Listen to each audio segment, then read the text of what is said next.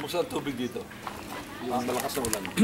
Ay, hindi na po gaano malakas dati na pagka umulan ng ano lang, umaabaw agad.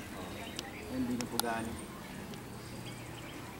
Pagka lumakas po, dito po nadal yung tubig dun sa may riprap, papasok ng buro. Dito? Opo, dun po sa may Ano pa ron? Opo. Hindi tumatawid ng spillway? Hindi na po. Dati po, konting ano lang, ulan, baha agad. Ngayon, okay na. Kumusta po kayo dyan? Kumusta ang tubig dyan? Nagpupunta ang tubig? Ha? Oo.